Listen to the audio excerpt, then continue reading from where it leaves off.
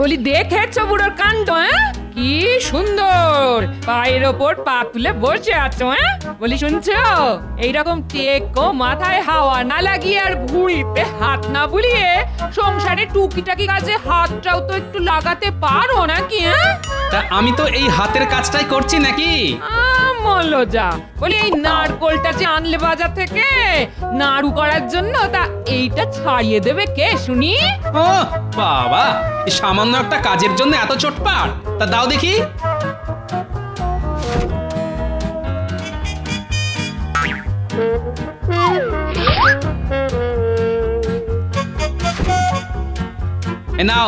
এই নাও তোমার নারকোল।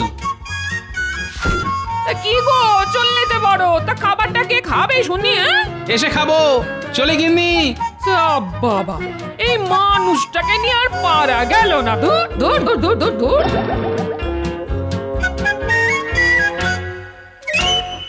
মহারাজের জয় হোক। হ্যাঁ, বলো প্রহরী, কি বার্তা? মহারাজ, খাম্বাজ রাজের দূত এসেছেন বিশেষ একটি পত্র নিয়ে আপনার সঙ্গে দেখা করতে। তা যাও, তাড়াতাড়ি তাকে আমার কাছে নিয়ে এসো। যথা আজ্ঞা মহারাজ। মহারাজ, খাম্বাজরাজ আপনার জন্য এই বিশেষ পত্রটি পাঠিয়েছেন।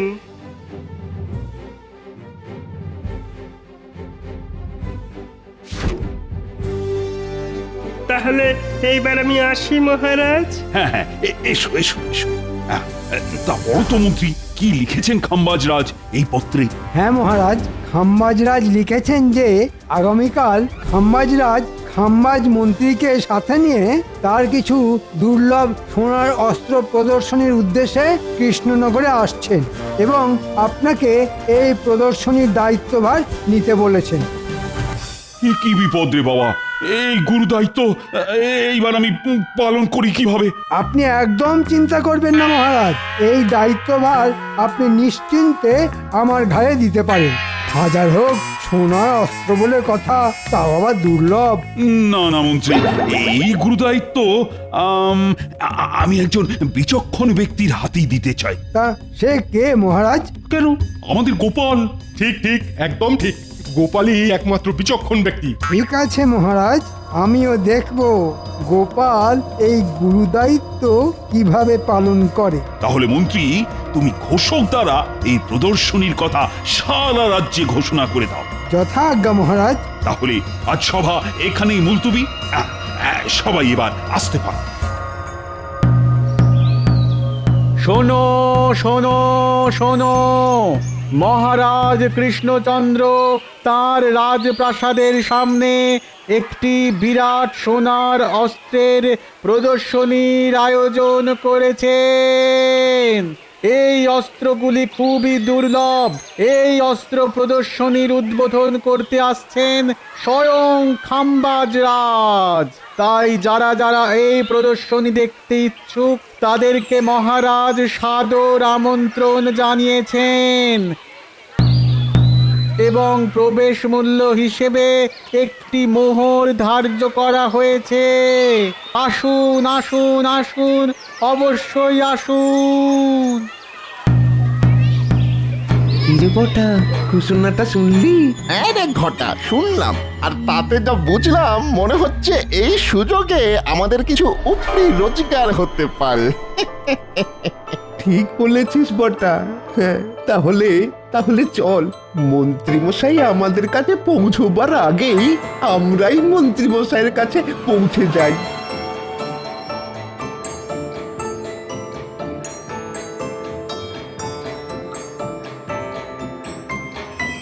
মন্ত্রীমশাই, তো কি? আরে এই যে মেঘ না চাইতেই জল। আয় আয় ভেতরে আয়, আমি এক্ষুনি তোদের কাছেই যাচ্ছিলাম। দেখলি ঘটা, আমি তোকে বলেছিলাম না যে আমাদের একটা উপরি রোজগারের সুযোগ আসছে। কি এত ফিসফিস করছিস? শোন, একটা কাজ আছে। হ্যাঁ হ্যাঁ হ্যাঁ, বলুন বলুন বলুন। আশা করছি মহারাজের ঘোষণা তোদের কানে গেছে। হ্যাঁ হ্যাঁ, তা আবার যাবে না। তা কি করতে হবে বলুন? শোন, তোরা আজ রাতে আমার সঙ্গে ইংরেজ সাহেবের কাছে যাবি, আর সেখানে গেলেই জানতে পারবি তোদের কি করতে হবে। তাই রাতে আমার বাড়ি চলে আসিস। আচ্ছা মন্ত্রীমশাই, আমরা তাহলে আসি। হ্যাঁ, আয়।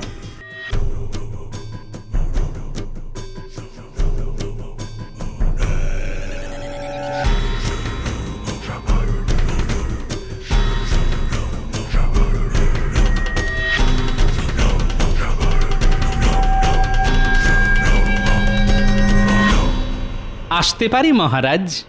আরে এসো এসো গোপাল, আমি তোমার কথাই ভাবছিলাম। কেন মহারাজ? গোপাল, আমি কিছুতেই ভেবে উঠতে পারছি না যে এই অস্ত্র প্রদর্শনীর দায়িত্ব আমি একা কি করে সামলাবো। মানে যদি এই মূল্যবান অস্ত্রগুলোর কিছু হয়ে যায় তাহলে তো খাম্বাজ রাজ আমায় ছেড়ে কথা বলবেন না। তাই আমায় বাঁচাও গোপাল, আমি চাই এই প্রদর্শনীর দায়িত্ব তুমি তুমি তোমার হাতে তুলে নাও। ঠিক আছে মহারাজ, আপনি কোনো চিন্তা করবেন না। এই সোনার অস্ত্রগুলি কিভাবে রক্ষা করতে হয় তা আমিও খুব ভালোভাবেই জানি। তাই নাকি গোপাল? তো কিরকম শুনি? কানটা কাছে আনুন মহারাজ, বলি। বাহ বাহ বাহ, দারুণ বুদ্ধি তো। ঠিক আছে গোপাল, এই কাজের জন্য যদি তোমার কিছু মোহরের প্রয়োজন হয় তাও আমি দেব। ধন্যবাদ মহারাজ, তাহলে এবার আমি আসি। হ্যাঁ হ্যাঁ, এসো এসো, আর সাবধানে যেন কাক পক্ষীতেও টের না পায়। পাবে না মহারাজ, প্রণাম। এই সে মন্ত্রী, এসো এসো, আমরা তোমার জন্য অপেক্ষা করিতেছিলাম। তা কি কথা শোনে? হ্যাঁ সাহেব, আসলে হয়েছে কি, খাম্বাজ রাজ তার কিছু সোনার দুর্লভ অস্ত্রের প্রদর্শনী করতে চলেছেন এই কৃষ্ণনগরে। কি বললে? সোনার অস্ত্র মানে gold? those are very precious. Khambaj Raj বলেছেন যে এই সোনার অস্ত্র নাকি কোনো রাজা মহারাজা, এমনকি কোনো ইংরেজদের কাছেও নেই, তাই এর মূল্য অনেক। শোনো মন্ত্রী, এই সোনার অস্ত্র আমাদের চাই চাই। আমি জানি সাহেব, জানি, তার জন্যই তো আপনার কাছে আসা। তবে কিনা এর জন্য আপনাদেরও কিছু পাবে পাবে, তার আগে তুমি বলো ওই সোনার অস্ত্র আমরা কবে পাবো? খাম্বাজ রাজ আগামীকাল সকালে কৃষ্ণনগর আসছেন, আর রাতে ওই অস্ত্রগুলো প্রদর্শনীর জন্য সাজানো হয়ে গেলেই আপনি টুকুস করে আপনার কাছে পৌঁছে যাবে। কিন্তু মনে রেখো মন্ত্রী, আমাদের ঠকাইবার চেষ্টা করিলে তোমার গর্দান যাইবে। না না সাহেব, এই নিয়ে আপনি একদম চিন্তা করবেন না। আপনি চাইলে কষ্টি পাথরে প্রত্যেকটি সোনার অস্ত্র যাচাই করে নেবেন। সে তো আমরা নেবই, সব টেস্ট করিয়াই নেব। তাহলে ওই কথাই রইল সাহেব, আগামীকাল ঠিক এইখানেই দেখা হচ্ছে।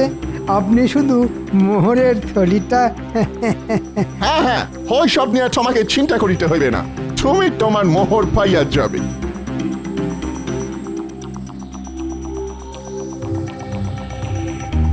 তাহলে মন্ত্রী মশাই, এই চুরিটা আমরা কি করে করব?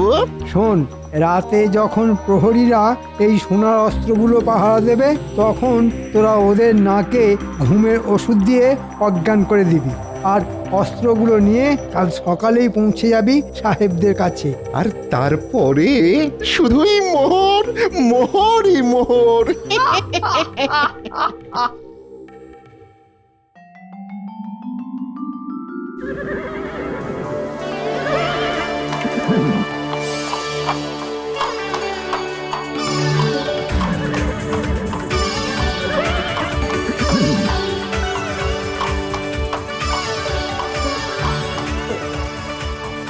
আসুন আসুন খাম্বাজ রাজ, আসুন আসুন। তা প্রদর্শনীর সব ব্যবস্থা ঠিকঠাক হয়েছে তো কৃষ্ণচন্দ্র? হ্যাঁ হ্যাঁ খাম্বাজ রাজ, সেসব নিয়ে কোনো চিন্তা করতে হবে না। গোপাল সবকিছু নিজের হাতে পরিপাটি করে ব্যবস্থা করেছে। তা সুরক্ষার ব্যবস্থা কেমন? হাজার হোক সোনার অস্ত্র বলে কথা। হ্যাঁ না না খাম্বাজ মন্ত্রী, এই অস্ত্রগুলো সুরক্ষার জন্য ইতিমধ্যেই আমি প্রহরী নিয়োগ করেছি।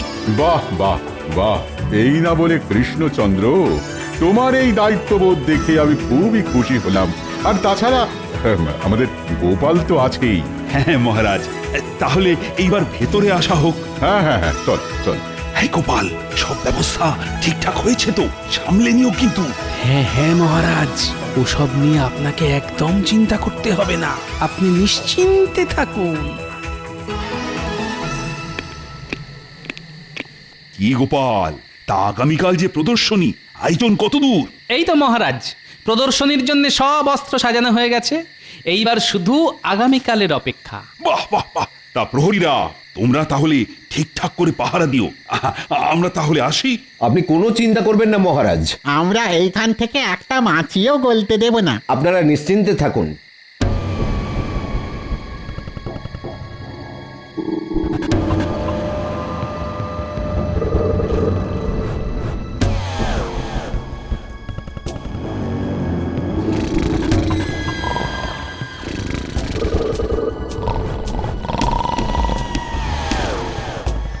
দেখুন মন্ত্রী মশাই, প্রহরীরা ঘুমে ঢুলছে।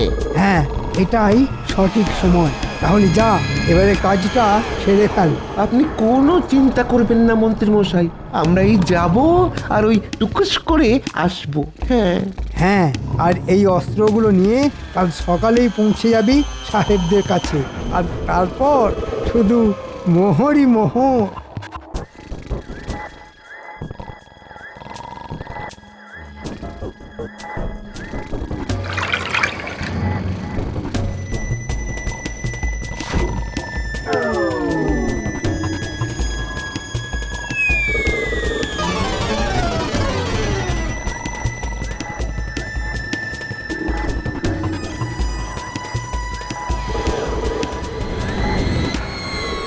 এই দেখুন মন্ত্রী মশাই, আমরা এসে গেছি।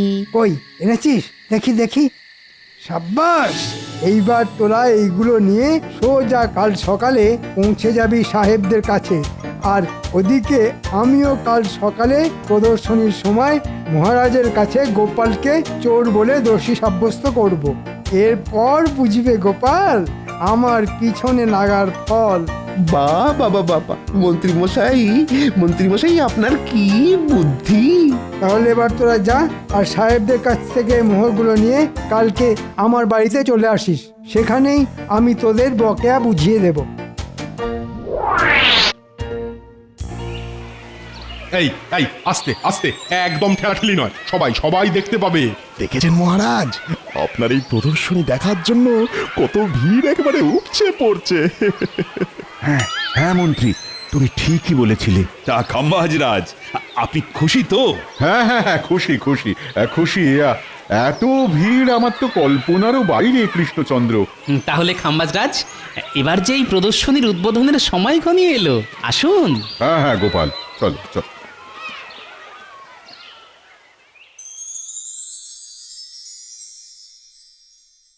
এই যে বাটা ঘটা, এসো এসো, তোমাদের জন্যই আমরা অপেক্ষা করিতেছিলাম। তা অস্ত্রগুলো আনিয়াছ? হ্যাঁ সাহেব, আপনি সব মিলিয়ে নিতে পারেন। তা তো নিবই, আর তার সঙ্গে এও যাচাই করিয়া নিব যে এগুলো অরিজিনাল গোল্ড কিনা। সে তো নিশ্চয়ই সাহেব, আমাদের ঘাড়ে কটা মাথা যে আপনাদের ঠকাতে যাব। বাহ বাহ, তোমাদের কথায় আমি খুশি হইলাম, মানে আমরা খুশি হইলাম। তা এই শেখরা, এগুলো ভালো করে যাচাই করে দেখো তো, এই গোল্ডগুলো অরিজিনাল তো? ও আগে নিশ্চয়ই হুজুর।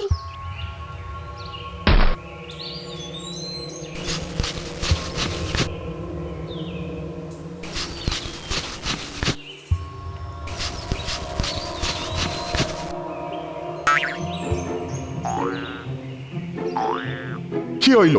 তুমি এইভাবে একবার আমাদের মুখের দিকে, একবার ওদের মুখের দিকে তাকাইতেছো। What happened? সাহেব, কি আর বলবো, এই মরকটগুলো আপনাদের ডাহা ঠকানে ঠকিয়েছে। কেন, কি হইয়াছে? সাহেব, এগুলো সব পিতলের। হ্যাঁ হ্যাঁ, পিতল। বাট কি এত বড় সাহস তোমাদের যে সোনা বলে পিতল গচানো? এই মাটি করেছে, এটা কি হলো রে ঘটা? মাঝখান থেকে মন্ত্রী মশাই আমাদের এইভাবে ফাঁসালো। তোমরা জানো যে আমরা এক্ষুনি তোমাদের গুলি করিয়া মাথার খুলি উড়াইয়া দিতে পারি। বাডিস কাউন্ডালস। ক্ষমা করে দিন সাহেব, ক্ষমা করে দিন। আমরা আপনাদের ঠকাইনি, বিশ্বাস করুন আমরা আপনাদের ঠকাইনি। করিলে তোমার টিকিও খুঁজে পাইবে না, সেটা নিশ্চয় জানো তোমরা। আমাদের তো মন্ত্রী মশাই আপনাদের কাছে পাঠিয়েছিল। হাই, তোমরা সত্যি বলিতেছ? একদম সত্যি সাহেব, আমি আমার বাড়ির গিন্নির দিব্যি খেয়ে বলছি। চলো তাহলে, চলো আমাদেরকে তোমাদের মন্ত্রী মশাইয়ের কাছে নিয়ে চলো এক্ষুনি। হ্যাঁ সাহেব, চলুন চলুন।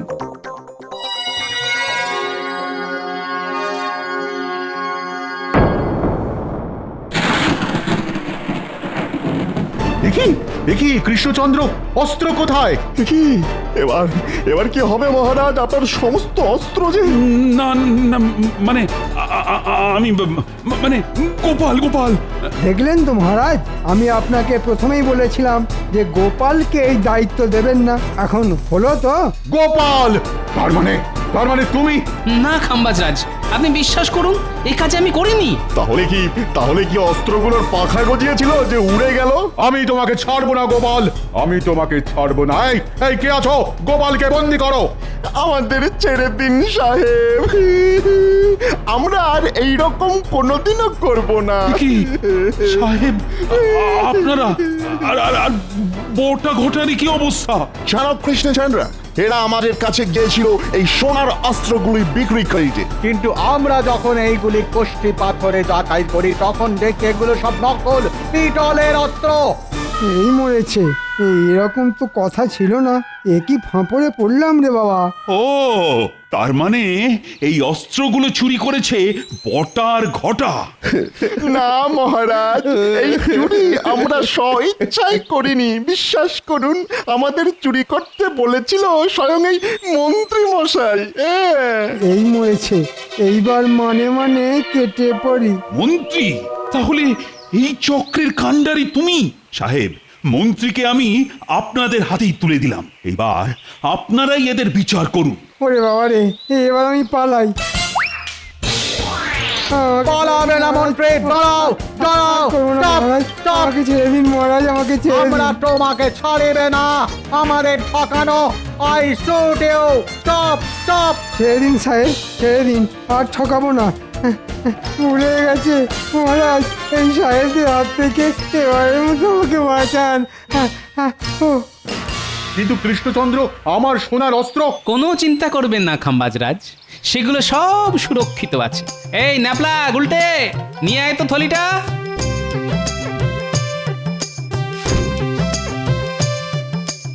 তাহলে ওরা যেগুলো চুরি করেছিল সেগুলো কি গোপাল? সেগুলো সব পেতলের খাম্বাজরাজ। মানে আসলে হয়েছে কি খাম্বাজরাজ,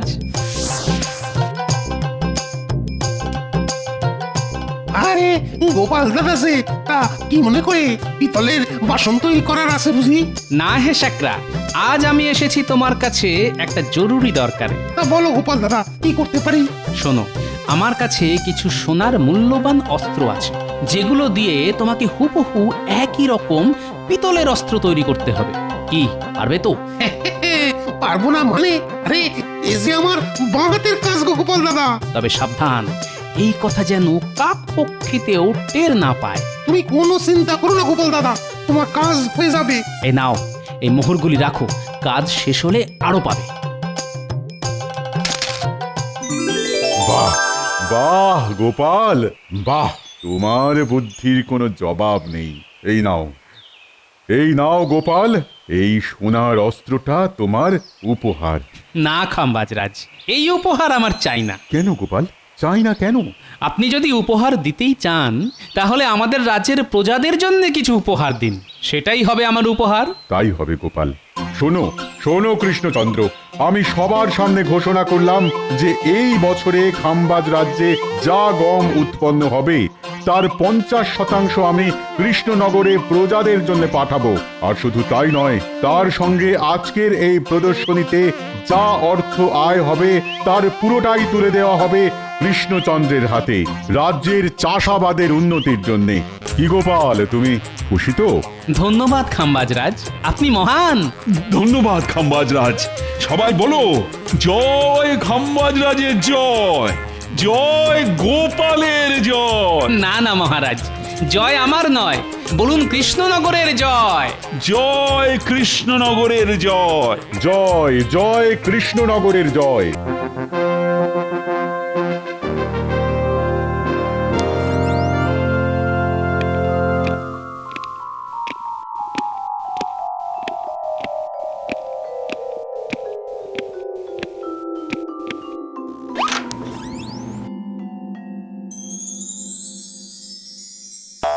কি মন্ত্রী, চোখ খুঁজি একেবারে ছানা বড়া হয়ে গেল গো তোমার? তা এইরকম সোনার দুর্লভ অস্ত্র আগে কখনো দেখেছো তুমি? আগে না মহারাজ, অপূর্ব, অসাধারণ, অতুলনীয়। হ্যাঁ মন্ত্রী, এগুলো আমার পূর্বপুরুষের, যা দিয়ে তারা যুদ্ধে জয়লাভ করেছিল।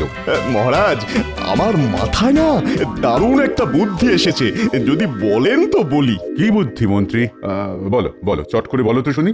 মহারাজ, এই সোনার অস্ত্রগুলো সিন্দুক বন্দি না করে যদি বিভিন্ন রাজ্যে এর প্রদর্শনীর ব্যবস্থা করেন, তাহলে এই সোনার মূল্যবান অস্ত্রগুলো সবাই দেখার সুযোগ পাবে। এই শুধু তাই নয়, এগুলো দেখার জন্য আমরা কিছু প্রবেশ মূল্য ধার্য করব, যার থেকে আমাদের কিছু অর্থ লাভ হবে। কি বলেন মহারাজ? কিরকম এক ঢিলে দুই পাখি হবে? বাহ বাহ বাহ, দারুণ দারুণ মন্ত্রী, দারুণ দারুণ বুদ্ধি। কিন্তু এই অস্ত্র প্রদর্শনী কোথা থেকে শুরু করা যায় বলতো? কেন মহারাজ, কৃষ্ণনগর থেকে? হ্যাঁ মন্ত্রী, ঠিক বলেছো। ঠিক, একদম ঠিক। তাহলে কৃষ্ণচন্দ্রকে আজই পত্রে জানিয়ে দাও, আগামীকালই এই প্রদর্শনীর জন্য আমরা রওনা হচ্ছি। ঠিক আছে? যথাজ্ঞে মহারাজ, আমি আজই দুধকে দিয়ে পত্র পাঠাবার ব্যবস্থা করছি। তাহলে আমি এবার আসি মহারাজ। হ্যাঁ হ্যাঁ হ্যাঁ, এসো এসো এসো।